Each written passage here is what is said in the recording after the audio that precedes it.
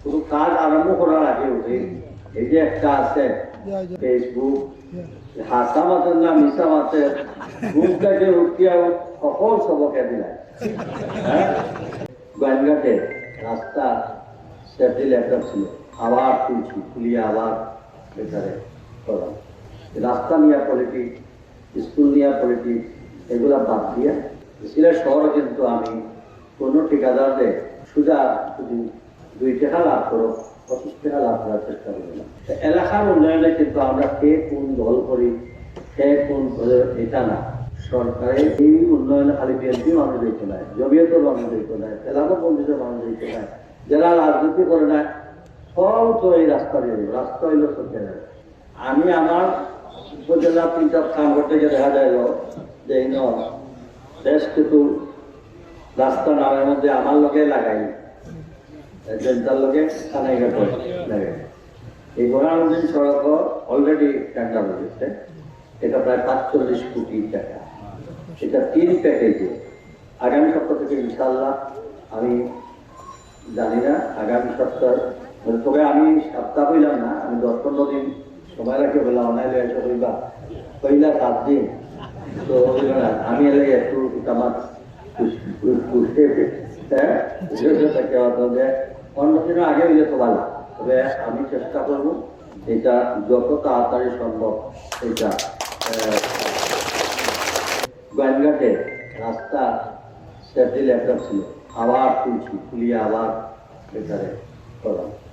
যিনি কন্ট্রাক্টর উনি যদি মনে করেন সিলেট শহরে কিন্তু আমি কোনো ঠিকাদারদের সুদা যদি আগে বুঝি 2 টাকা লাভ করো 25 টাকা লাভ করার চেষ্টা করি না। তবে কাজ জন্য ছবি বলো, পুলিশের অতি আছে না, আপনাদেরও দায়িত্ব হবে যে এখানে কাজ এনশিওর করার জন্য লজিস্টিক সাপোর্ট দেওয়া। কোনোভাবে কোনো এই কাজটা এতদিনে মানুষের প্রত্যাশায় কাজ, সরকারের 45 কোটি টাকা দেয় এই কাজ হবে। এই কাজে যদি গাফলাতি হয় তাহলে আমি আপনাদের বলবো, আমি উপজেলা নির্বাহী কর্মকর্তারে বলবো, আপনি এবং আপনার টিম এই কাজে কোনো ধরনের যদি গাফলাতি হয় সঙ্গে সঙ্গে আপনি আমাদেরকে রিপোর্ট করবেন। আমি সরকারিভাবে ওনাকে দায়িত্ব দিলাম, কিন্তু দয়া করে আমাদের কিছু বাইরে আছেন, শুধু কাজ আরম্ভ করার আগে উঠে এই যে একটা আছে ফেসবুক হাসামাতের না মিসামাতের বুকটাকে উঠিয়াও সকল সবকে দিলাম। হ্যাঁ, কাজে আমি মনে করি জেনুইনটা দিবা। ইউনিয়ন সাহেবরা দেখেন রাস্তার কাজগুলো সঠিকভাবে হচ্ছে, সেটা আমি উপজেলা ইঞ্জিনিয়ারদেরকেও বলবো প্লেট লাগানোর জন্য আমাদের সরকারের যে প্রজেক্ট, এই প্রজেক্টের কতটা ফিটনেস এবং কাজের সমস্ত তথ্য এই সাইনবোর্ডের মধ্যে থাকে।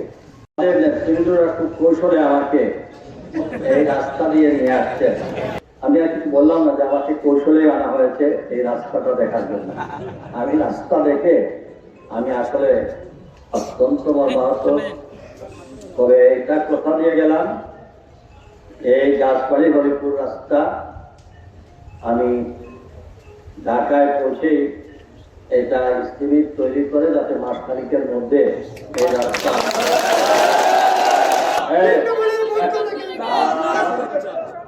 ডালগুলা বেশে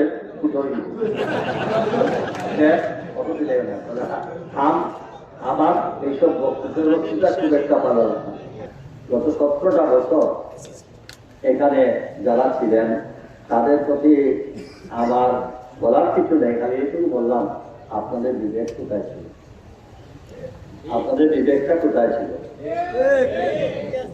খালি শুধু ভোট আসলে ভোটের জন্য হইলে হবে না, মানুষকে বিশ্বাস করে আপনাকে ভোটটা দিল, এই আমানতের প্রতি তো আপনি সম্মান করা উচিত।